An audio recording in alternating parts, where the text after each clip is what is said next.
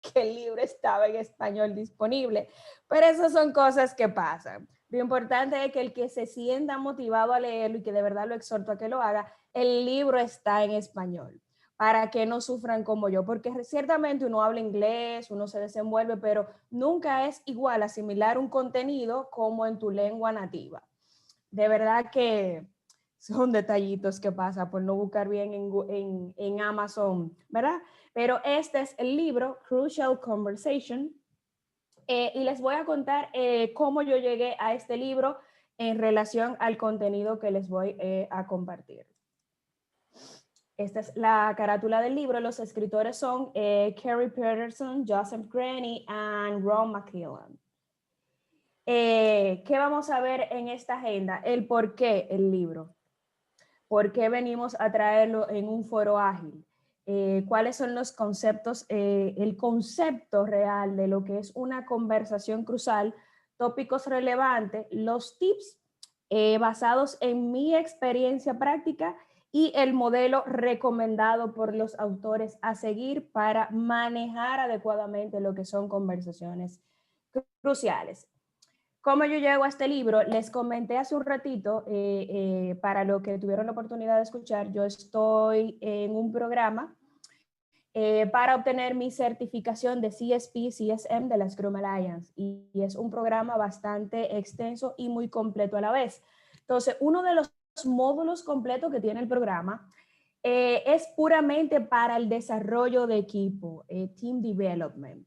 Y como parte del trabajo final, yo debía de leer 2 libros de manera muy puntual y específica y hacer un informe basado en cómo yo implementé y cómo yo fui desarrollando los equipos de trabajo que estaban bajo mi responsabilidad en ese momento. O sea, leer y aplicar los conceptos en la vida real y hacer un informe de ese evento. Entonces, en una de las sesiones de coaching con el instructor, donde compartimos los feedbacks y algunos impedimentos y que algunas preguntas o asesoría acompañada que incluye el programa, yo estaba presentando un inconveniente muy particular.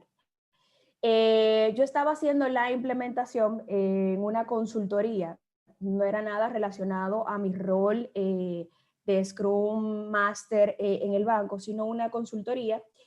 Y parte de mi trabajo final lo estaba haciendo con esa empresa, utilizando el equipo de esa empresa. Entonces, se dio una situación muy particular. El jefe del departamento había estado haciendo sus evaluaciones y compartiendo sus feedbacks y tenía un incidente con uno de los chicos, de los arquitectos de desarrollo de software. Tenía algunas diferencias y ya había hablado con el muchacho. Entonces, como yo estaba liderando el proyecto, después que el líder se cansa y se siente agotado, ya estaba molesto inclusive, me dice, yo no soy parte de la empresa, vayan anotando. Resuélveme ese problema. ¿Cuál problema? Tengo esta situación con este chico. Mira a ver cómo tú colaboras para que eso se solucione. Pero él no me lo dijo así tan bonito como yo se lo estoy compartiendo a ustedes. Esa es la realidad. Entonces, la situación no tenía absolutamente nada que ver con mi estadía y con lo que yo fui a desempeñar en la empresa. Simplemente se me pidió ese request a ver cómo yo podía fungir como mediadora. Entonces, cuando empiezo a conversar con el chico sobre la situación, fue espeluznante en cierto modo porque sí, él conversó conmigo, que tú tienes que decir nada y que tú piensas hacer nada. Ok, ¿cómo vamos a resolver esta situación? Yo no sé. En resumen, básicamente esa era la atmósfera que giraba en torno a esta situación en particular. Entonces yo tuve este acercamiento con mi coach, óyame, yo estoy ahí, me han pedido que ayude, pero yo no sé cómo voy a agarrar el toro por los cuernos, como decimos. Entonces él me dice, me da algunas anotaciones y me dice, mira, ahora te voy a poner una tarea adicional. Tienes que leerte este libro de conversaciones cruciales y haz una lista de todo lo que aconteció en tus acercamientos con la persona involucrada en el problema. ¿Cómo así? O sea, así. ¿Qué momento tú elegiste para tener esa conversación con la víctima o con el acusado, por así decirlo? ¿Cómo tú introdujiste el inconveniente? ¿Cómo lo abordaste? Todas las veces que tocaste el tema con él, en momentos diferentes, ¿qué pasó? ¿Cómo tú te sentías? ¿Qué tú dijiste?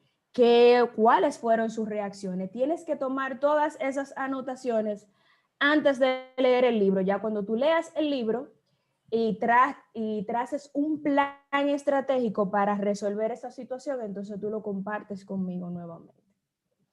Entonces, ya no eran 2 libros para leer, eran 3. Entonces, de ahí es que viene este acercamiento directo con este libro. Luego que estuve investigando sobre el tema del manejo de conversación, de situaciones difíciles, hay toneladas de libros, pero este es un bestseller, incluso tiene programas especializados.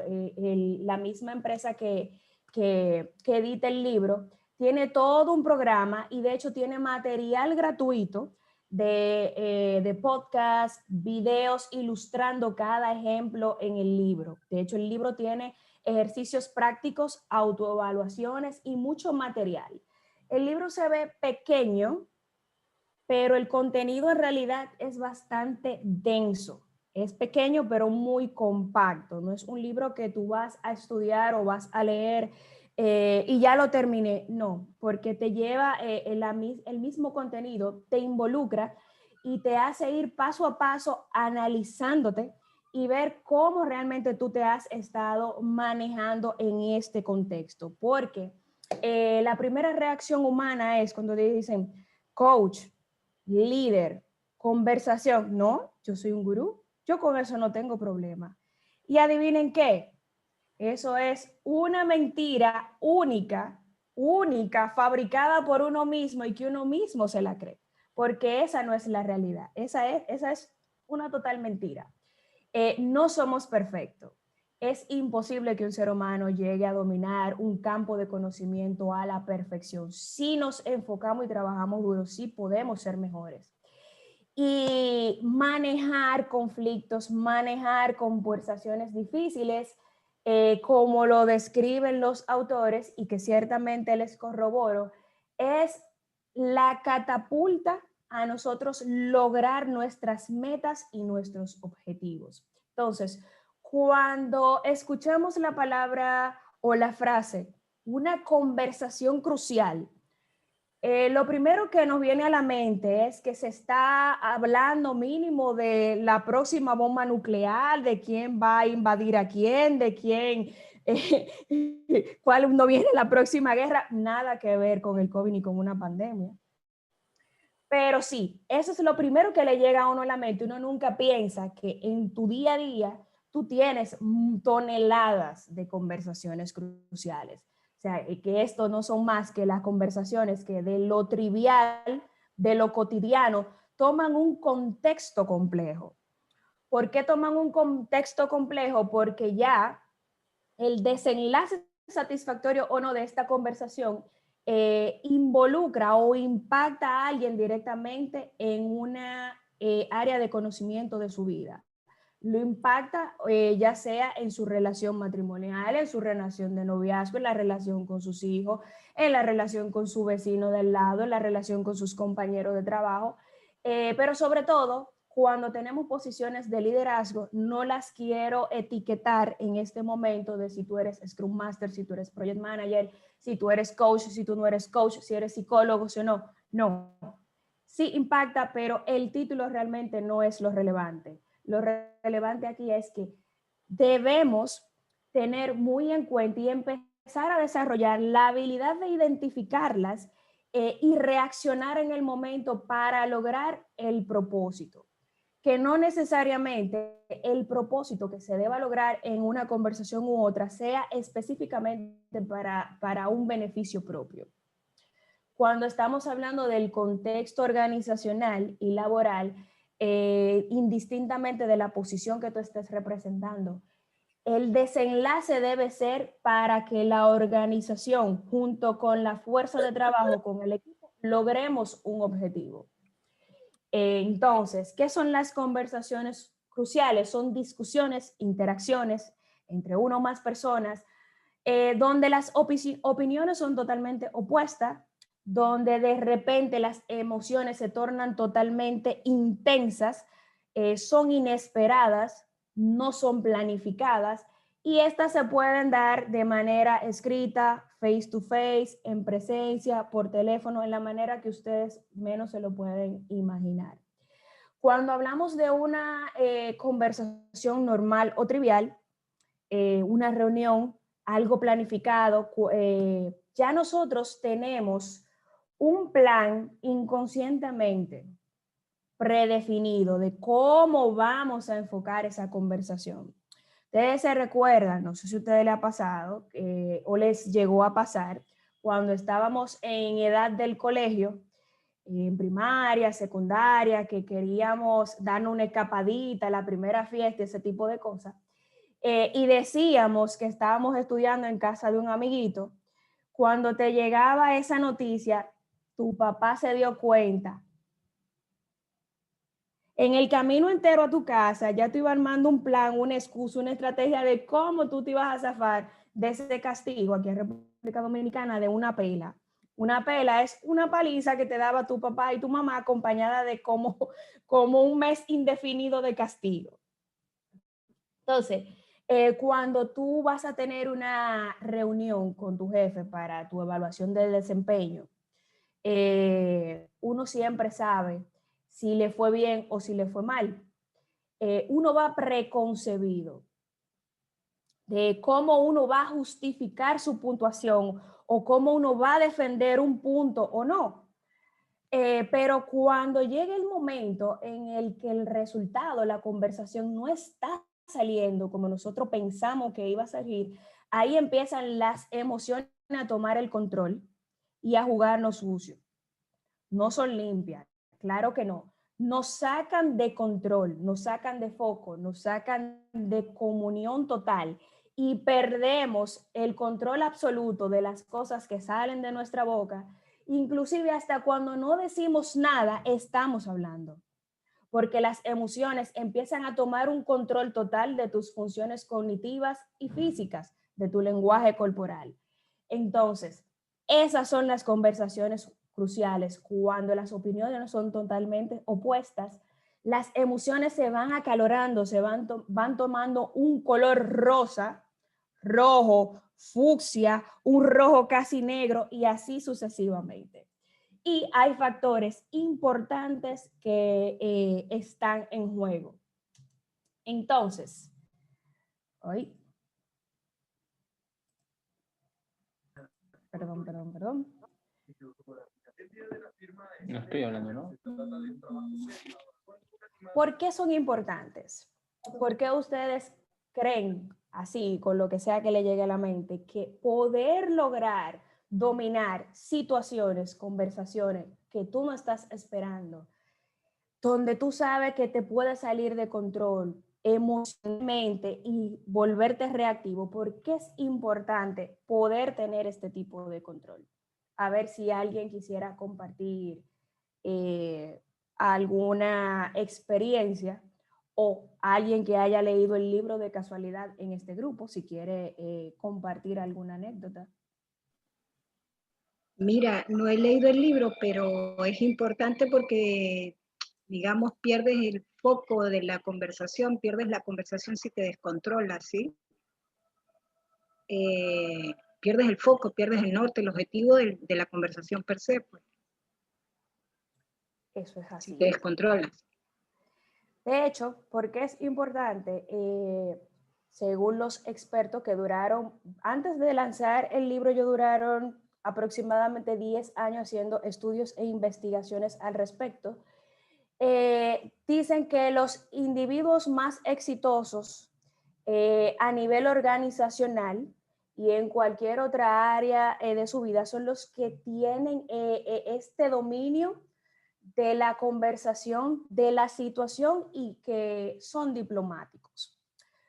Porque cuando se habla de una conversación crucial, que hay un momento difícil, no necesariamente el desenlace tiene que ser malo. Debe definitivamente sí haber un debate, debe haber una discusión y una negociación. Aquí la clave es cómo dirigimos esa negociación, esa intermediación, esa interacción para que se logre el propósito y el objetivo. Entonces, impulsa nuestra carrera, impulsa nuestra vida personal, nuestra salud, no solamente física y emocional. Cuando tú estás constantemente en un ambiente de trabajo donde tú te sientes preso, donde tú no te puedes expresar libremente, o cuando tú eres el que te expresa de una manera adecuada y no tienes un equipo, un ambiente de trabajo saludable, emocionalmente eso te va impactando tu salud física, vas incrementando situaciones físicas de salud, porque también parte de lo que es el manejo de las conversaciones cruciales, dice que hay una parte cognitiva que fabrica historias y es parte de las cosas que hace que no seamos efectivos desempeñándonos en este tipo de conversaciones. ¿Y qué son esas historias? Son ideas, juegos mentales que nos vamos autofabricando y tienen muchísimas razones y explicaciones. Una de ellas es que hacemos transferencia de situaciones pasadas. Se nos queda ese chip. Entendemos que o todo el mundo nos está engañando, todo el mundo nos está diciendo una mentira en el momento, o eso es que él me va a decir tal cosa. O sea, nos inventamos hasta lo que el otro nos va a decir cuando no nos están diciendo absolutamente nada. Sin embargo, expresamos verbalmente esa idea que tenemos en el momento. Y de ahí es donde las cosas empiezan a salir de control. Las historias que autofabricamos, con razón o no. Las explicaciones son muy amplias, las consecuencias también son diversas, varía entre situación y entre personas. Que básicamente parte de eso fue lo que a mí me pasó en la situación que les voy a compartir ahora, en cómo yo fui aplicando parte de los conceptos que fui aprendiendo del libro para resolver este caso que se me presentó. Obviamente por el tiempo y por lo denso que es el contenido, con una hora no es suficiente hablar de todos los conceptos y de todos los tips importantes que se debaten ahí. Además, va a variar, va a ser muy diferente en la situación que tenga cada persona. Yo, por ejemplo, en estos minutitos que quedan, le voy a compartir lo que a mí en la práctica me tocó. Y honestamente no me gusta compartir cosas en un contexto muy teórico sin que ya yo lo haya puesto primero en la práctica. Le quiero ser muy honesta con esa parte. Entonces, de una situación en la que yo no tenía el total del detalle, donde la persona que me está pidiendo que la solucione no me está dando todas las informaciones del lugar, y la persona involucrada, que es a la que se quiere que cambie o modifique una conducta, tampoco quiere hablar. Entonces, ¿cómo voy a resolver esta situación? Entonces, desde mi silla de agilista, porque no soy psicóloga, no tengo todas las herramientas para meterme en el cerebro de la gente, pero con las herramientas que obtuve, hice lo mejor. Además, que una de las retroalimentaciones que recibí de uno de mis profesores fue que con título o no, de igual modo, cuando ya tú estás embarcado en este camino, tú eres coach, tú eres líder de servicio en todo momento, hasta cuando no te lo estás esperando. Entonces, estas son una de las listas de los tipos de conversaciones cruciales que más o menos ustedes le pudieran ser familiar. Pero, ¿cómo yo empecé a solventar mi problema? Una de las recomendaciones que da el libro es empezar a trabajar contigo. Humanamente, cuando tenemos un conflicto o no podemos intercambiar ideas o ser victoriosos en una conversación, ¿qué es lo primero que nosotros decimos? Es que él tiene la culpa, es que él no me está escuchando, es que él ni siquiera está entendiendo lo que yo estoy diciendo. Es que él, es que ella, que él, y que tú, y que tú, y que tú, y que tú, y que tú. Eso es en automático. Nunca nadie en una situación como esta dice, hey, déjame ver, ¿qué parte yo no estoy escuchando? ¿Qué estoy obviando? ¿Cómo es que yo estoy interpretando la información? ¿Por qué yo dije que era blanco, pero en realidad me están diciendo que es azul? ¿De dónde yo saqué ese blanco? Esa nunca va a ser nuestra primera reacción. El que diga que sí, le voy a estar dando seguimiento. Lo voy a estar vigilando. Entonces, ¿qué fue lo primero que yo hice? Agarré la lista que había hecho, donde yo documenté parte de las primeras interacciones con la persona involucrada. Les comento que era una situación de retroalimentación por evaluación del desempeño y ahí habían involucrado el factor económico, porque del resultado de esa evaluación o de los cambios que se estaban esperando, este recurso iba a obtener una promoción o no, un aumento de salario o no, o se iba a quedar en la empresa o no. Es decir, sí, era una situación crítica y que impactaba la vida de una persona y que impactaba una organización y que impactaba un equipo de trabajo. Entonces, ya ni modo, no me tocaba, pero estaba ahí y mi enfoque era ayudar. En principio, yo no estaba ayudando para nada. Simplemente dejé que mi Danilza, la emocional, la condescendiente, la justa, ay, pero que mira, pero que él lo está presionando, pero que entonces tú le estás pidiendo demasiado, pero entonces tú no estás haciendo nada al respecto, entonces él te quiere despedir de tu trabajo y te veo muy tranquilo, tú no puedes permitir que esto siga sucediendo. O sea, yo no le estaba dando ningún tipo de ayuda. Para nada, esa era la última cosa que yo estaba haciendo. Y yo juraba que, me la estaba comiendo, que estaba siendo el mejor de los intermediarios. Ni elegí el momento apropiado, fui todo el tiempo muy emocional, o sea, traspasé parte de mi descontento y de lo injusto que me parecía cómo su jefe estaba manejando al personal y los criterios que él estaba utilizando para hacer su evaluación. Yo traspasé esa ansiedad, esa preocupación, ese miedo a la persona que se suponía yo debía disuadir para que empezara a cambiar de actitud o a accionar para mejorar esta situación. Ustedes dirán, bueno, pero tú no tienes nada que perder. Ciertamente sí. Yo no, a mí no me iban a despedir de ese trabajo, pero sí tenía mucho que perder. Yo no me iba a sentir feliz sabiendo que alguien está molesto con uno de sus recursos y yo no lo estaba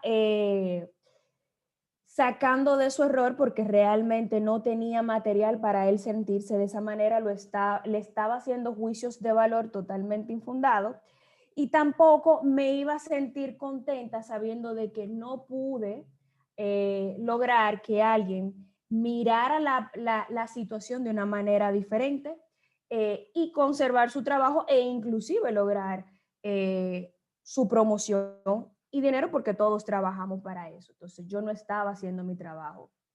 Yo me dejé abrumar del conflicto.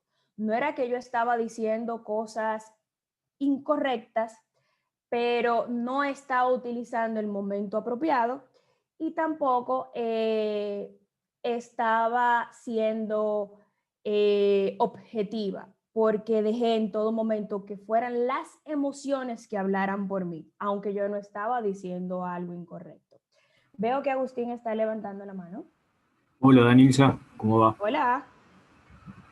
Consulta, usted frente a esta situación, usted es intermediaria de dos partes, la Sí, persona que está en el conflicto y la organización, ¿verdad? sí. Me gustaría saber si usted inclina los intereses para una parte o busca, digamos, consensuar las dos partes, es decir, buscar un punto en común entre la organización y la persona del conflicto, entre comillas. ¿Qué opción o qué alternativa usted utiliza? ¿Inclina los intereses para un sector o busca un punto en común entre las dos partes? Gracias. Sí, ese es el kit de la historia. Estoy en el punto donde yo me estaba ciertamente inclinando hacia un lado y estaba siendo emocional, o sea, estaba manejando la situación totalmente incorrecta, porque ¿qué es lo que se busca cuando tú estás enfrentando un conflicto o una conversación crucial? Buscar cuál es el objetivo común y enfocar la negociación y lo que resta de la conversación en diseñar soluciones en conjunto donde todos estén de acuerdo para lograr el objetivo que era exactamente, Agustín, lo último que yo estaba haciendo en ese punto.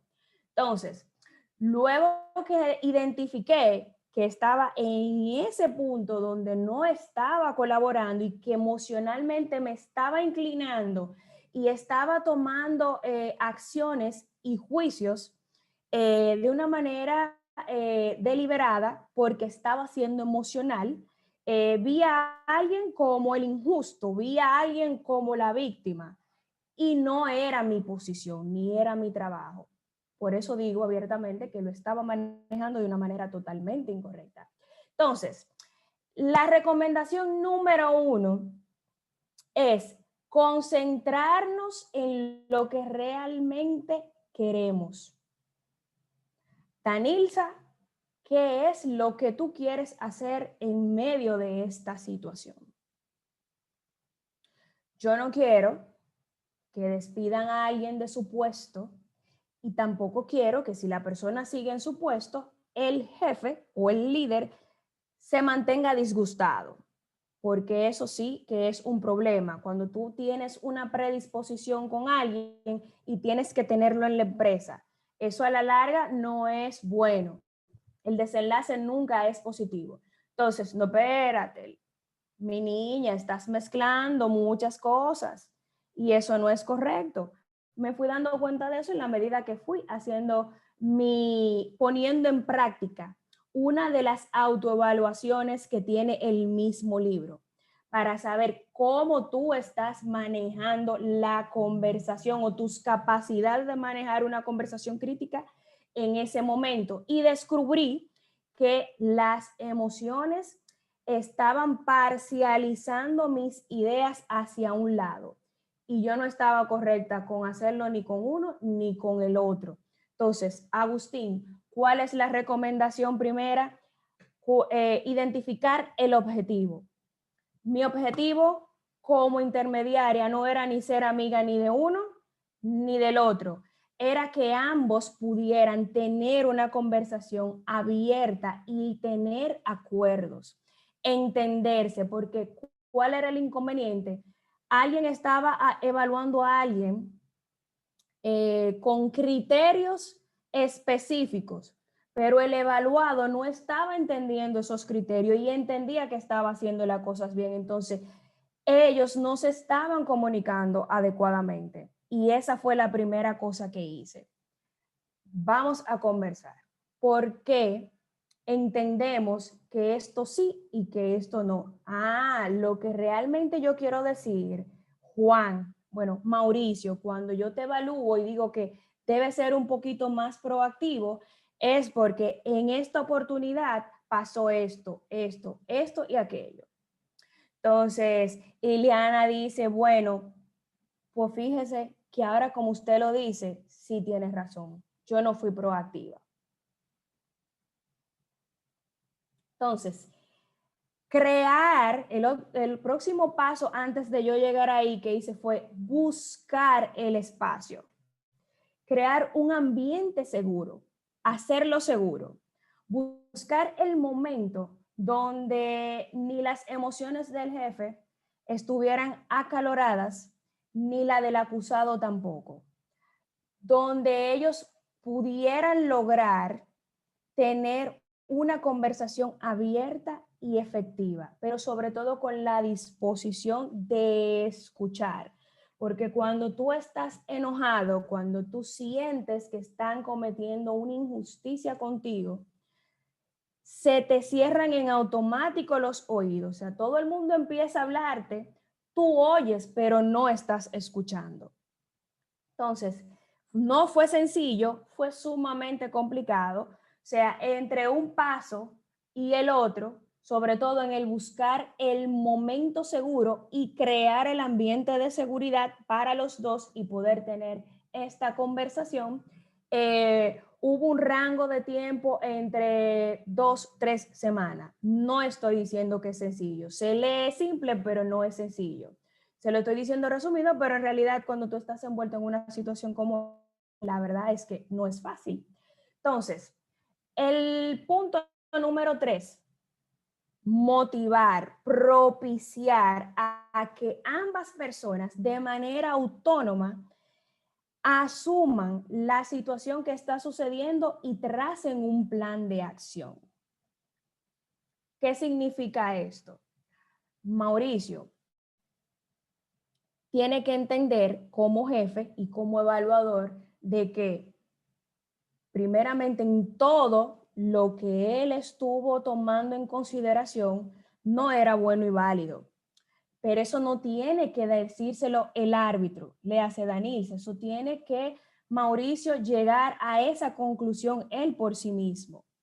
Mi trabajo era inducir esa conversación para que tanto el líder lograra identificar en cuántos puntos él se había equivocado y de qué manera él lo iba a solventar.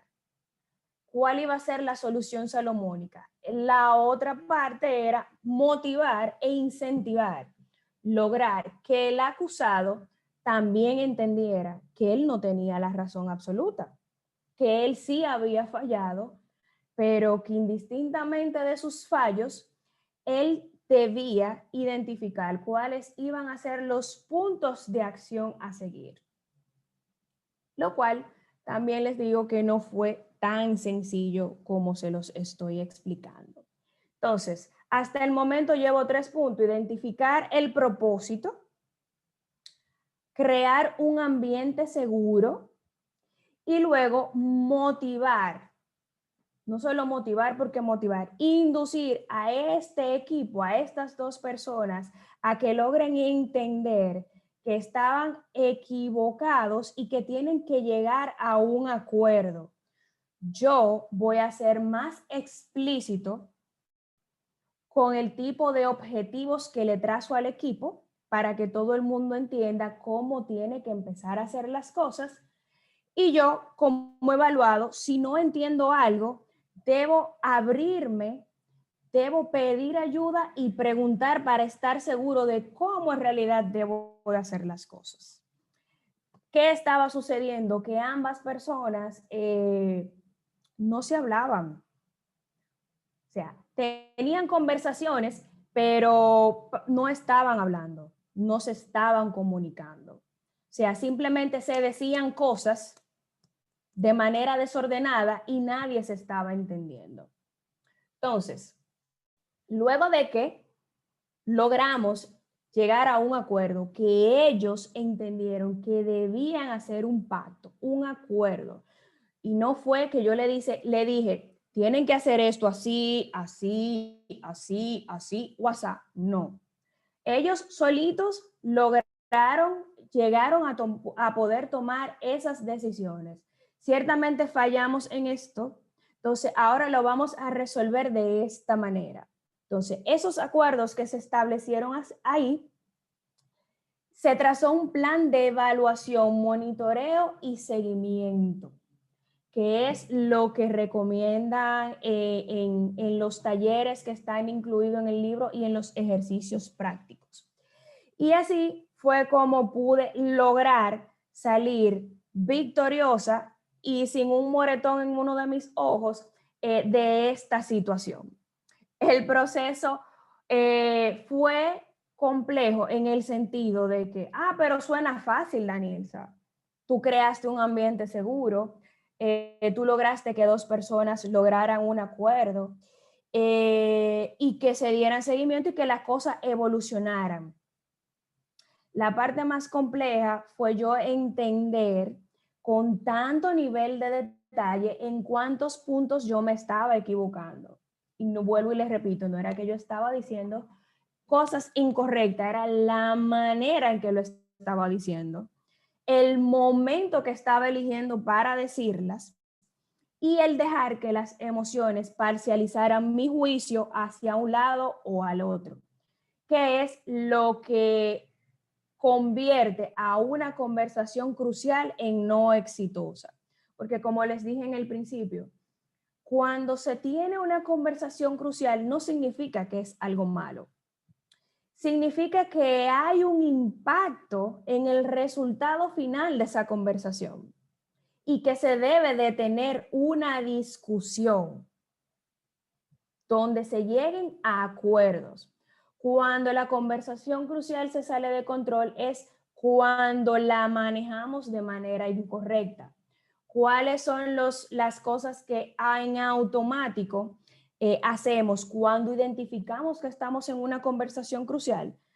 La evadimos, tomamos una postura imparcial o silenciosa dentro de la conversación. Decimos, bueno, yo calladito me veo más bonito, déjame quedarme calladito porque esto se está poniendo complicado y no quiero que se me vaya a pregar un disparo.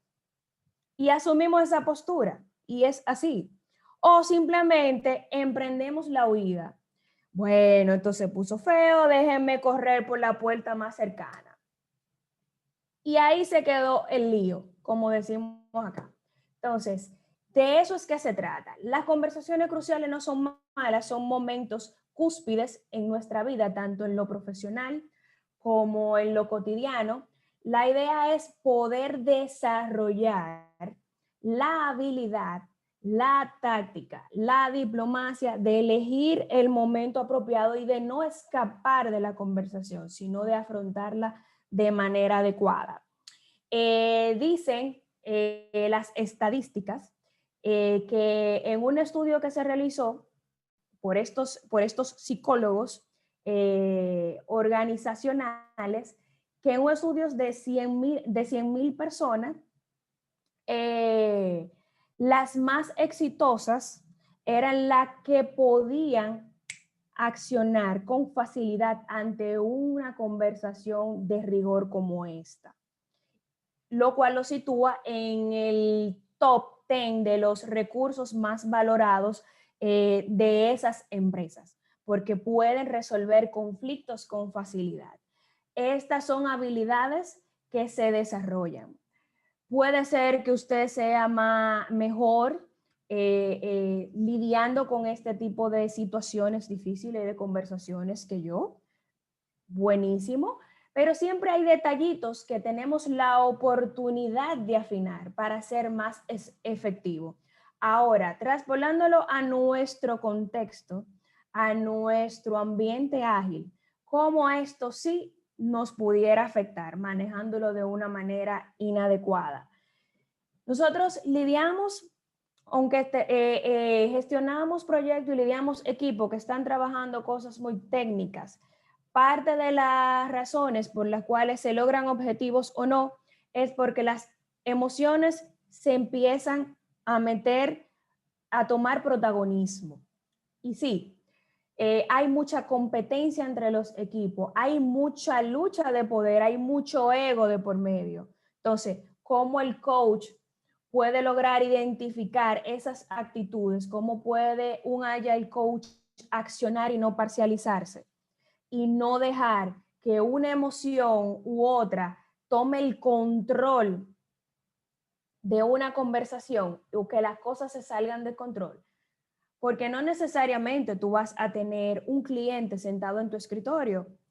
Cuando esto pasa, es inclusive hasta un poquito más fácil, pues ya tú sabes que es una persona que viene a buscar ayuda específica para lograr un objetivo puntual con tu acompañamiento. Pues ya la persona llega con el objetivo. Pero cuando las cosas pasan de repente, de manera inesperada, ¿cómo nosotros vamos a accionar? Y de eso es que se trata. El poder desarrollar poco a poco esas habilidades para manejarla de una manera efectiva, porque no siempre vamos a tener una agenda de clientes con objetivos específicos. De hecho, en una misma sesión de coaching, alguien te puede saltar con una actitud o con una reacción totalmente inesperada.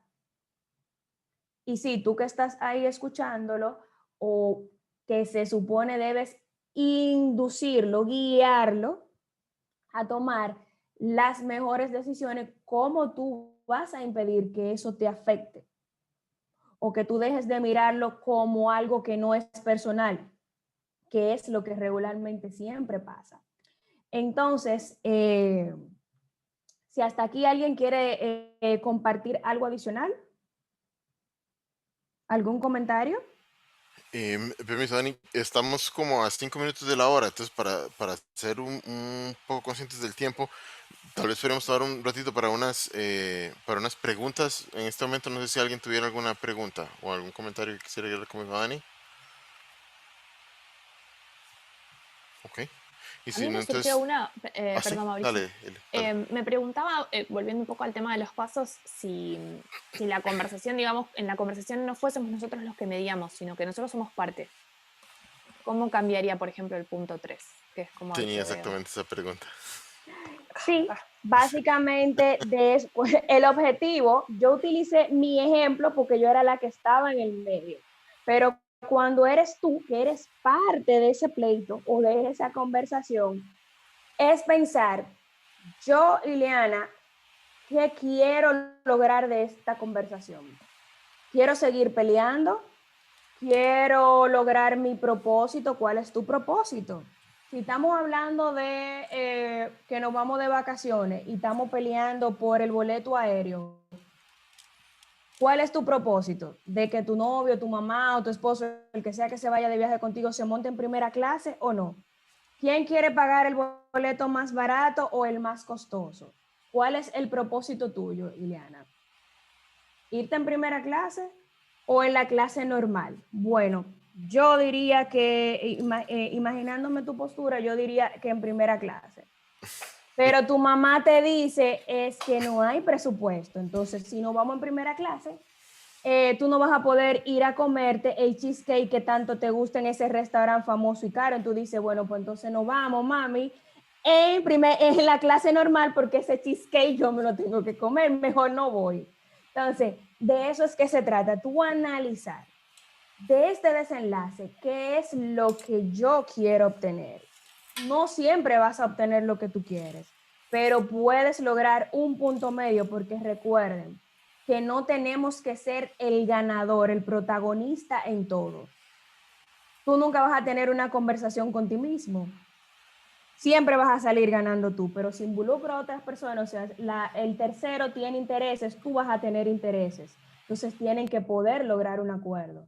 Si yo no voy a obtener mi ticket en primera clase, ¿cuál es el mínimo? ¿Cuál es la media? ¿Con qué me conformo? ¿Hasta dónde puedo negociar? ¿Hasta dónde puedo ser flexible?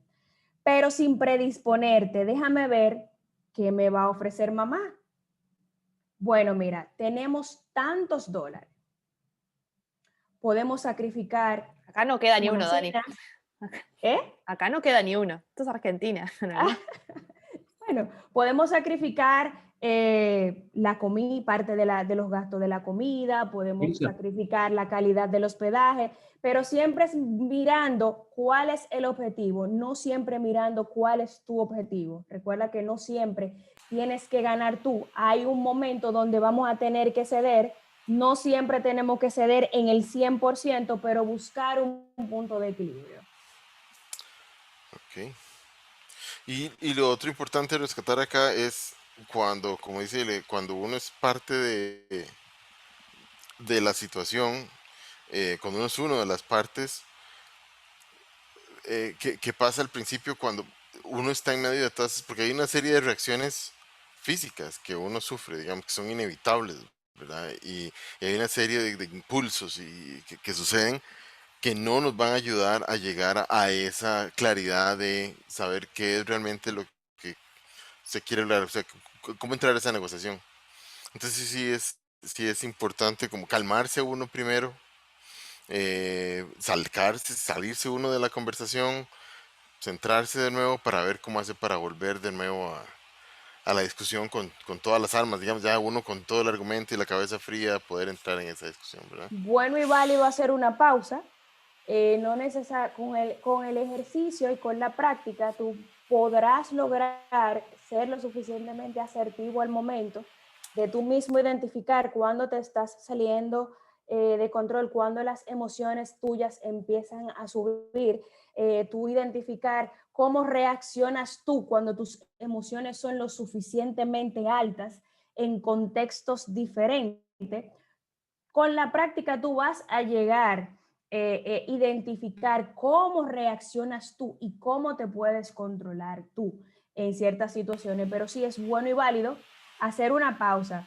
Vamos a dejar esto en parking lot por algunos minutitos. Vamos a tomar agua, vamos a tomar un cafecito, vamos a pensar en frío y vamos a tratar de volver con soluciones, no a seguir revolviendo ya el problema, porque ahí es donde viene el descontrol, que tenemos rato, día, hora, semana, solamente rumiando el problema una y otra vez, y eso lo que hace es que los ánimos se vayan acalorando y que nos vayamos molestando. Entonces, en este resumen que les estoy compartiendo, que son las técnicas, el modelo general de manejar eficientemente una conversación crucial es primero trabajar conmigo, que fue lo que yo hice. Hice una pausa, déjame olvidarme de la situación y deja ver qué es lo que yo estoy haciendo mal. ¿Cómo es que yo dejo, en qué momento dejo que las emociones se apoderen de mí y qué yo hago cuando llego a este nivel, a este punto emocional? Dejar de estar estancado, dejar de pensar con el corazón, porque a veces nos sale muy bien, pero mayormente nos sale muy mal. Cuando tomamos decisiones o cuando hacemos recomendaciones bajo las emociones, ¿verdad? El silencio nos coloca en situaciones nos puede colocar en situaciones de seguridad o no, o se puede tornar un poco violento. ¿Por qué? Cuando nos quedamos callados, pero estamos subiendo una ceja o estamos expandiendo nuestra nariz con la respiración, estamos dando un mensaje de que no estamos de acuerdo y que estamos molestos, pero estamos en silencio. Entonces, la otra persona o el que está participando en la interacción con nosotros, eso le puede generar molestia, lo puede tornar agresivo. De hecho, uno mismo se va tornando agresivo en silencio y no nos damos cuenta. Y cuando finalmente abrimos la boca para decir algo, la bomba, la hecatombe, la explosión. Entonces, hay que ser cuidadoso con los tipos de silencio que manejamos durante conversaciones difíciles. Asegúrense de que cuando usted haga silencio es para dejar que la persona plácidamente exprese su punto de vista y su idea.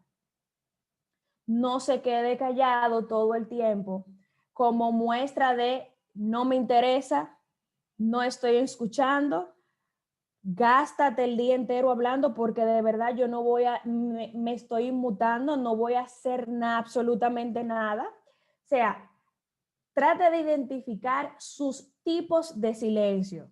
Sí, es bueno, pero para dejar que los demás se expresen. Porque cuando nosotros nos toca el turno, nos gusta que nos escuchen, que nos presten atención, y cuando es el otro que se está quedando en silencio, eso a nosotros no nos gusta. Porque nosotros sí sabemos identificar esos silencios. Si ustedes de ahora en adelante empiezan a mirar, cuando usted está hablando, está diciendo algo, el gesto, la expresión de la cara, su lenguaje corporal, habla. Entonces, hay caras de, wow, qué interesante eso que me está diciendo Mauricio, o wow, pero mira, no había pensado en eso que está compartiendo Liliana, o wow, pero me encanta esa idea que está compartiendo Su. Entonces, también hay otras caras como que, ¿cuándo se calla? ¿Cuándo va a terminar? Oh, wow. O sea, sí, hacemos esas caras estando en silencio. Entonces, por eso durante la conversación es bueno ser sigiloso y cauteloso con el silencio. Dentro de la conversación, exponer el significado, el camino que yo deseo tomar, mi objetivo, mi propuesta de valor. Olvídense de quién tiene la razón. No se piensa ni se habla de quién tiene la razón o no. No es un concurso de belleza. Usted no va a obtener ningún premio si se pasa 1, 2 horas, 3 horas, semana, meses discutiendo con lo mismo. No. Yo propongo esta idea. Entiendo que puede agregar valor y que podemos estar todos felices y complacidos. Ahora, Ari, ¿qué tú propones? Yo quiero escuchar tu punto de vista. Ya yo dije el mío, quizás esté equivocado, pero fue lo mejor que se me ocurrió. Ahora, Jesús, ¿qué tú aportas? O Silvana, ¿qué ideas tú tienes? Eso es lo que debe suceder durante una conversación crucial. Que el significado, que la estrategia sea compartida y que se desarrolle en un ambiente seguro. Entonces, después que pasa todo eso y que salimos victoriosos, dar seguimiento, que el seguimiento, que la acción a tomar sea en conjunta y que todos estemos de acuerdo y confortable al hacerlo. Entonces, hasta aquí mi presentación, mi exposición sobre el tema. Si quedan algunos minutitos para compartir responder alguna pregunta o inquietud al respecto. Por ahí teníamos una de Martín que decía, conversaciones cruciales plantea reprimir los sentimientos. No reprimir los sentimientos. Los sentimientos es imposible que tú dejes de sentir porque estamos interactuando con humanos. La clave es, Martín, que los sentimientos no sean lo que tomen el control de la conversación. Cuando tú te sientes enojado por algo que te están diciendo, por algo que no va acorde con tu manera de pensar, que te causa disgusto, lo incorrecto es tú dar una respuesta o emitir un comentario, un juicio de valor bajo el efecto de ese sentir que tú tienes en ese momento. No reprimir los sentimientos. O sea, es ser objetivo. Porque decía ahorita, no sé si pudiste escuchar, que a veces empezamos a sentirnos de una manera X o Y porque tenemos ideas preconcebidas y estamos asumiendo cosas que la persona no nos está diciendo, ni nos la está diciendo con ese propósito, ni con esa intención. Sin embargo, nosotros tenemos un juego mental, una patrulla de pensamiento que nos está diciendo es que él te quiere humillar, él te quiere opacar, él te quiere hacer quedar mal, él quiere brillar con tu trabajo y no es así. Por eso es que hay que ser muy cauteloso y una de las primeras recomendaciones que hace es empezar a trabajar contigo. ¿Cuándo, en qué momento tú le das espacio a cierto tipo de sentimiento y por qué? Eso lo tiene que descubrir cada quien de manera muy particular. Yo inclusive, permiso, Dani, invitaría como si fuera mediador o inclusive siendo parte de la conversación.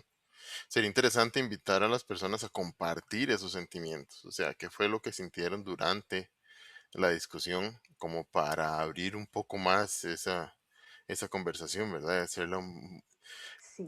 Eso va a ayudar a crear un montón de empatía, digamos. Eso realmente va a ayudar a crear empatía entre las dos partes y a que se entiendan un poco mejor. Yo los invitaría a eso también. Sí, cuando tú logras la parte salomónica de que la gente ya tiene la apertura de expresarse y hablar, claro que sí es bueno y válido. Mira, cuando tú me dijiste que definitivamente no podíamos ir en primera clase, yo me sentí muy mal porque estamos en una pandemia y yo entendía que tu preocupación y que tu prioridad era proteger nuestra salud.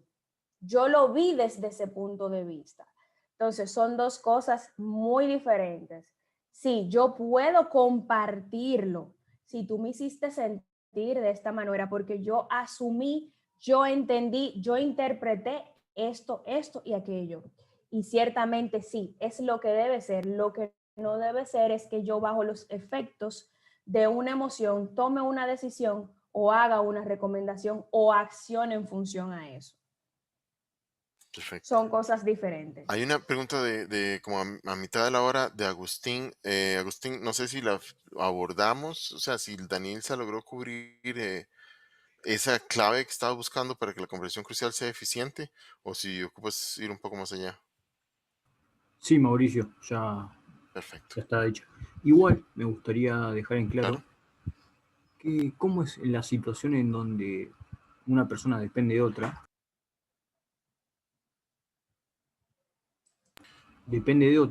perdón, y eh, cómo se llevaría esa situación para que sea eficiente. No sé si me explico. Digamos, sí, una persona tiene, digamos, en una pirámide vertical, por ejemplo, pongámosle el jefe que está arriba, Ujú. y yo como empleado quiero mejorar, digamos, mi día a día laboral. Obviamente que el jefe, el que está arriba, tiene más poder que el empleado. Claro. Y siempre va a ser lo que dice digamos, el que tiene poder. Pasa lo mismo en Ujú. una relación de padre-hijo o en parejas, siempre hay uno que tiene un poder más que otro. ¿Cómo se llevaría a cabo para la Eso que tú mencionas, Agustín, es lo que se llama un yugo desigual. Entonces, ahí la estrategia a utilizar es el poder del diálogo y de la persuasión, que de hecho textualmente hay un capítulo completo en el libro que habla de eso de manera muy puntual. El poder del diálogo y de disuadir.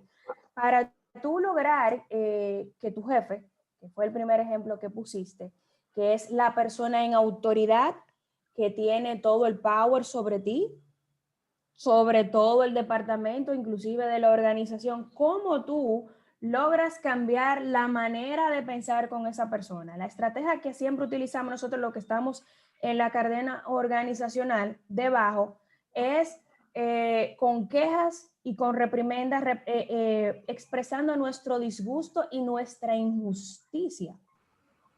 Siempre Pero, abordamos las cosas así. Entonces, ahí hay una cosa, si yo me paso, disuadir, perdón. si yo me paso, digamos, de las presiones o de reprimir mis actividades, puedo tender a que me despidan. Y yo quiero mantener mi trabajo. O sea, si yo me paso de reclamo, me paso de incremento el nivel de reclamo, incremento el nivel de pedido o de, como quien dice, no quiero hacer lo que me dicen, tiende a que el empleador que tiene poder sobre mí me despida.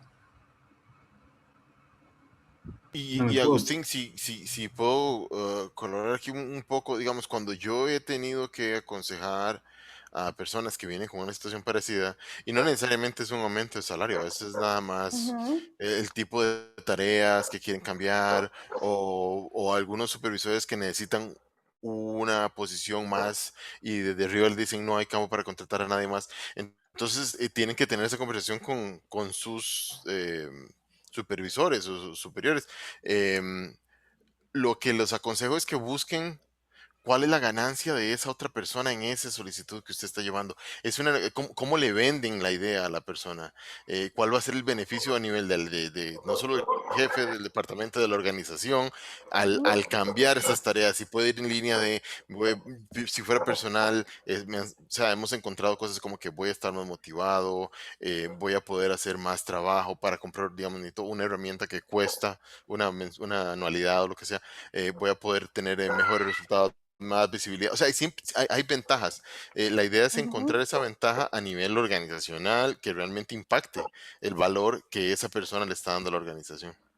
Sí, Ahí para, básicamente parte de eso era lo que le iba a compartir a Agustín, que él comenta que no necesariamente está a gusto con las tareas que él tiene que hacer y cómo él llega a lograr tener ese debate con su supervisor porque él no quiere perder su trabajo. Entonces, ahí viene Agustín, el cómo tú tal vez le estás vendiendo la idea o cómo deberías venderle la idea. Ujú, Primeramente, identificar por qué tú no estás de acuerdo. Si es un simple no, yo no quiero porque simplemente no quiero o porque entiendo que hay una manera más eficiente de hacer la misma tarea o se puede manejar de otro modo. Entonces ahí es diferente. Tú puedes abordarlo proponiendo una solución nueva, ujú, una nueva alternativa, una solución fresca. No vendérselo como que yo no estoy de acuerdo ni quiero hacer eso porque no. ujú, Debe haber una razón y es como tú se lo expresas y como tú vendes la idea. ujú. No ahí, verlo como que él es tu enemigo, sino tu aliado. Mira, vengo con esta propuesta, tengo una idea. Se me ocurrió que esto podemos mejorarlo de esta manera. ¿Qué usted opina? y ¿O para de cómo esa usted lo manera, ve? perdón, Dani, para lo de esa manera, que era lo que también traía Mauricio, si no conoces, creo que había sido Alejandro que lo había traído, ¿no? O Agus. Si no conoces por ahí DISC como forma de por ahí Mm, plantear y sí, de influenciar, te recomiendo que lo mires porque es algo que a mí me ha funcionado muy bien. sí. Tú tenías manito levantada. Sí, Sí, Y sí, tiene la sí, mano levantada. sí, un poco cuando Agustín dijo poder, ¿sí? Eh, digamos, el poder lo cede uno a la otra persona, ¿ok? Y cuando uno está en esa situación que uno piensa que está en desventaja o uno está inconforme, lo que yo recomiendo y aprendí es que hacer un reclamo, pero hacer un reclamo bien fundado, ¿no? A veces el reclamo suena como a discusión y no es así. O Ujú. sea, hacer un reclamo, decir lo que inclusive decir cómo se siente, ¿eh? Porque si no, la otra persona, a veces nosotros nos hacemos historias, películas de situaciones que no suceden, sino molestias que guardamos, guardamos, guardamos. Ujú. Entonces, esperar como ese espacio entre el jefe y la otra persona y hacer un reclamo, pero pienso que parte de la clave en el reclamo es decir, mira, me sucede esto y me siento así, ¿sí? Porque si no, dejas el reclamo vacío y queda en una discusión que no llega a ningún lado. Entonces es importante que cuando uno lo dice, y también es importante lo que dice Danilza, llevar una propuesta, pero importante como hablar con el jefe y decirle, me siento así también, esto me afecta así, porque si no el jefe va a decir, ah, no, pero no le pasa nada, ahí sigue haciendo el trabajo. Entonces, de esa manera, él sigue ejerciendo poder sobre la persona, pues, o sea, el poder lo cede uno, ¿sí? Es mi opinión. Y evitar asumir de preconcebir ideas y cosas que probablemente no están sucediendo. Por ejemplo, tal vez tú entiendes que él está haciendo algo injusto, que te está asignando una tarea a propósito, pero no asumas que es así. Pregunta, pregunta, pregúntale. Y no con prepotencia, no. Soy el más menso de la bolita del mundo. Mire, y más o menos como para qué hay que hacer eso. ¿Cuál es la ventaja? ¿Usted me puede dar un poquito más de información? Es que me interesa entender para estar más involucrado y hacerlo de una manera más eficiente. Ah, ok. ¿Y usted me permite compartirle algunas ideas? Suena diferente. Él sigue en su postura de líder, tú sigues en tu misma posición, pero tú no lo estás confrontando, ni lo estás enfrentando. Entonces va a llegar un momento que tal vez, porque tú lo estás mirando a él de una forma, pero él también te está mirando a ti de otra. Imagínate que él te está mirando como el fastidioso, el que siempre se queja, el que siempre está rezongando cuando le mandan a hacer una cosa. Va a llegar un momento que él va a dejar de verte de esa manera. Él va a decir, ah, no, espérate, pero es que en ese equipo mi aliado número 1 es Agustín. Yo digo una cosa y él al rato viene con una idea, con una propuesta y todo lo supera. Entonces, con él es que yo cuento. Cuando me veo estancado, cuando se me ocurre una idea, de hecho, pues, tú eres el que tienes el poder de hacer que él te vea de una manera diferente. Que antes de quizá él hacerte una asignación hasta te pregunte, Agustín, ¿qué tú crees? Mira, se me ocurre, estamos necesitando tal cosa. Tú tienes tanto tiempo haciendo, ¿tú crees que tú también pudieras colaborarme con esto? O si se te ocurre cualquier otra manera de cómo podemos solucionarlo, déjame saber, cuento contigo para eso. O sea, ese tipo de conversaciones suceden, pero como decías tú le das tanto poder a los demás sobre ti como tú quieras, como tú lo dejes, según tus emociones y tus ideas te gobiernen, que es lo que se trata de empezar a ejercitar con este tipo de material, porque no nos damos cuenta que hacemos ese tipo de cosas. Eso no nos hace malas personas, nos hace vulnerables a que nos enfermemos, a que las emociones, a que las situaciones no nos salgan como esperamos. Entonces, por eso es bueno y es lo número 1, trabaja contigo. Yo trabajé conmigo. Yo descubrí de una manera muy particular qué me hace sentir así, así y así, y cómo yo reacciono y me comporto y qué digo bajo presión, bajo una situación como esa. Entonces empecé a trazar un plan primero para Danilza, porque yo no sé cuántas veces más en la vida me va a tocar estar en el medio, cuántas veces más me va a tocar ser yo parte de una discusión tan difícil como esa. Entonces, nadie debe de perder. Todos deben de salir ganadores porque el acuerdo final es colectivo, no se va de un lado ni del otro. Permiso, Dani. Muchas gracias. Voy a ir cerrando. Ya estamos pasaditos de la hora, entonces, para, para ir amarrando el tema. De nuevo, muchas Perdón. gracias. No, estamos discutiendo, pero estamos conversando y aprendiendo. Recuerden que tenemos el espacio en Slack por si quieren continuar con la conversación, o si quieren aportar algún otro tema o alguna otra idea que tengan. Como dijo Ili al principio, este espacio es para que propongan. Entonces, si alguno tiene una charla que quiera dar como esta, a un libro que les gustó, una experiencia que tuvieron y la resolvieron, algo muy parecido a esto, en total libertad, la pueden sugerir en el grupo de Slack o en el grupo de Meetup. También hay un espacio para ideas y sugerencias, y por ahí podemos ir creando espacios nuevos. Vamos a programar el de la guía de Scrum nuevo para discutir al respecto y continuamos ahí. Dani, muchísimas gracias por la charla y muchas gracias a todos. Ile, no sé si hay algo que quieres agregar. Agradecerle a Dani por la perlita de valor, a los que se quedaron hasta esta hora, gracias. A Ale también alentarlo a que sigamos la charla y la pregunta por Slack, así no queda ahí colgada la pregunta, que está muy buena también. Así que invitarlos a los que todavía no se hayan sumado al canal de Slack. Seguimos por Meetup, seguimos por LinkedIn, seguimos por Slack. Invitarlos a que sigamos creando el espacio entre todos. Muchas gracias a todos por esta jornada. Perfecto. Gracias a todos, feliz noche y gracias por soportarme todo este rato, señores, de verdad. Muchas Gracias, gracias. Dani. Nos vemos muchas en 2 gracias a vos. semanas. Gracias. Gracias Muy a bueno, muy todos. interesante. Bye, qué bueno que fue de Chao. provecho, bye. Dale, gracias a ustedes, gracias.